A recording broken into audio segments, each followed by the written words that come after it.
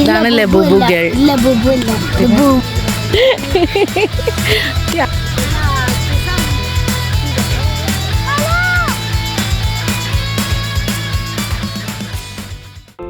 Hi all, കഴിഞ്ഞ വീഡിയോയിൽ നമ്മൾ മാട്ടുപ്പെട്ടി ഡാം എക്സ്പ്ലോർ ചെയ്തിട്ട് അവിടെ നിന്ന് എക്കോ പോയിന്റിലേക്ക് തിരിച്ചായിരുന്നു അല്ലേ? അതിൻ്റെ കണ്ടിന്യൂഷനാണ് കേട്ടോ ഈ വീഡിയോ. അപ്പോൾ ഇന്നത്തെ വീഡിയോയിൽ നമ്മൾ എക്കോ പോയിന്റ് എക്സ്പ്ലോർ ചെയ്തിട്ട് വരാം. മാട്ടുപ്പെട്ടി ഡാമിൽ നിന്ന് എക്കോ പോയിന്റിലേക്ക് ഏകദേശം ഒരു 6 കിലോമീറ്റർ ഉള്ളൂ എന്നാണ് നമ്മളുടെ ഗൂഗിൾ അമ്മച്ചി പറഞ്ഞത്. മൂന്നാർ ടൗണിൽ നിന്നാണെങ്കിൽ ഏകദേശം ഒരു 17 കിലോമീറ്റർ അടുത്ത് വരുന്നുണ്ട് എക്കോ പോയിന്റിലേക്ക്. ഈ പോകുന്ന റൂട്ടിനെ പറ്റി പറയുകയാണെങ്കിൽ നല്ല മനോഹരമായിട്ടുള്ള കാഴ്ചകളാണ് എല്ലായിടത്തും. ഈ യൂക്കാലിപ്സ് മരങ്ങളാണ് തോന്നുന്നു ഈ സൈഡിലൊക്കെ ഇങ്ങനെ നിൽക്കുന്നത്. എനിക്ക് കറക്റ്റ് അതിനെപ്പറ്റി അറിയില്ല. അറിയാവുന്നവരുണ്ടെങ്കിൽ കമൻറ്റ് ബോക്സിൽ ഇട്ടേക്കണേ. പിന്നെ നമുക്ക് ലക്ക് ഉണ്ടെങ്കിൽ ആനേനെയൊക്കെ സ്പോട്ട് ചെയ്യാൻ പറ്റിയ ഒരു മെയിൻ ഏരിയ ആണ് ഇതൊക്കെ.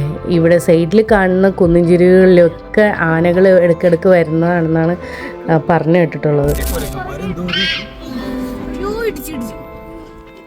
ഇപ്പം എന്തെങ്കിലുമൊക്കെ നടന്നേനെ, എന്തോ രക്ഷപ്പെട്ടു ഭാഗ്യം. അങ്ങനെ നമ്മൾ എക്കോ പോയിന്റിൽ എത്തിയിട്ടുണ്ട് കേട്ടോ. ഇനി ഇവിടെ നിന്ന് അങ്ങ് കുറച്ച് താഴത്തേക്ക് നടന്നാൽ മതി.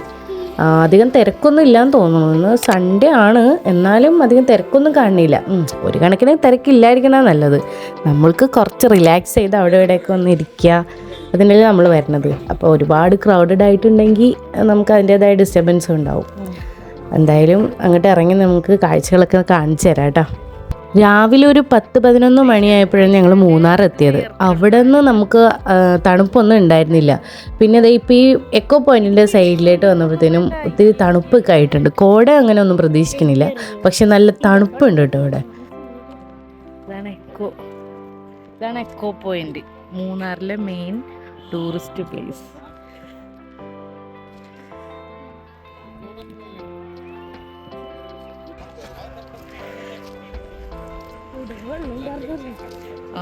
ഇവിടം വരെ വെള്ളം ഉണ്ടായിരുന്നു മച്ചി. ഞങ്ങളന്ന് വന്നപ്പോ ഞങ്ങൾ ഇവിടെ നിന്നതന്നു.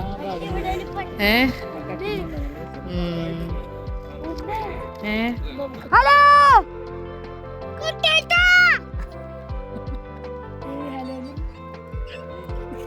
സുഭാഷ്,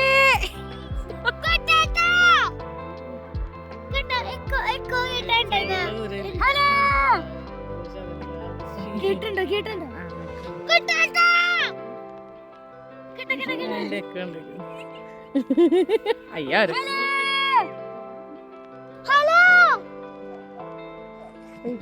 ഐശാന്റെ അത് ഈ സൗണ്ട് വന്നില്ല, അതാണ്.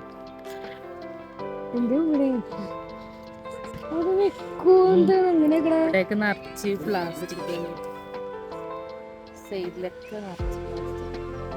ഈ പ്ലാസ്റ്റിക് കവറുകൾ ഒഴിച്ചാൽ ബാക്കി ഇവിടെ എല്ലാം കാണാൻ നല്ല ഭംഗിയാണ്. ഞങ്ങൾ എക്കോ കേട്ടു, പക്ഷെ അത് ക്യാമറയിൽ ഫോണിൽ നല്ലോണം കിട്ടില്ല. ഐഷ കേട്ടാ എക്കോ? ഇന്നൂസ് കേട്ടാ?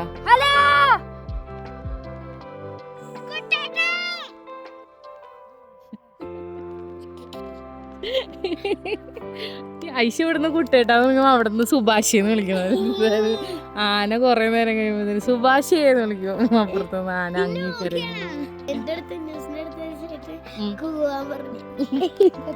നമ്മള് കൂവിയപ്പോഴേ എല്ലാരും കൂവാൻ തുടങ്ങിയത്.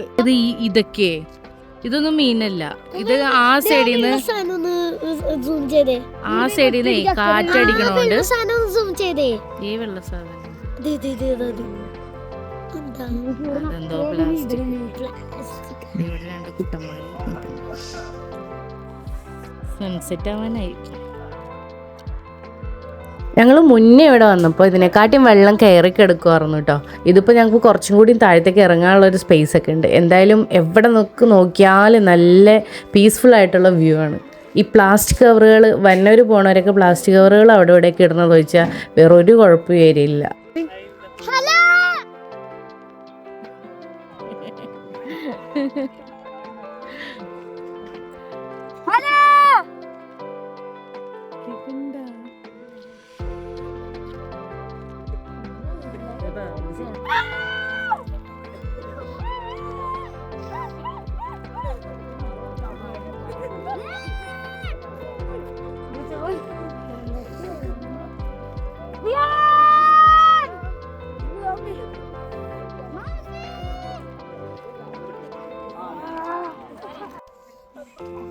പോവാ പോവാ മൂക്കെടുത്ത് സഹിക്കാൻ പറ്റുന്നില്ല. ഇതാണ് ലബൂബു ഗേൾ.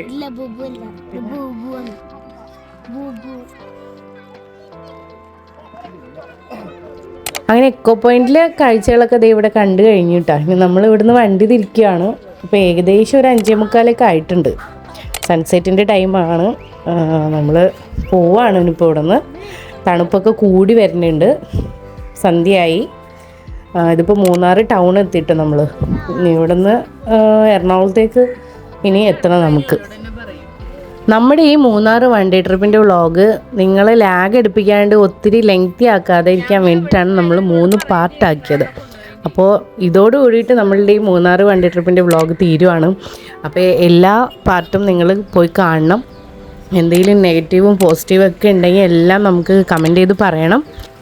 പാർട്ട് 1, 2 വ്ളോഗ്സിൻ്റെ ലിങ്ക് ഞാൻ ഡിസ്ക്രിപ്ഷനിൽ കൊടുത്തേക്കാം. നിങ്ങൾ പോയി കാണണം കേട്ടോ. അപ്പോൾ നല്ലൊരു വീഡിയോ ആയിട്ട് ഇനിയും നമ്മൾ വരുന്നതാണ്. എല്ലാവരും സപ്പോർട്ട് വേണം. കമൻറ്റും സബ്സ്ക്രൈബും ലൈക്കും ഷെയറും എല്ലാം ഞങ്ങൾ പ്രതീക്ഷിക്കുന്നു. Okay, by.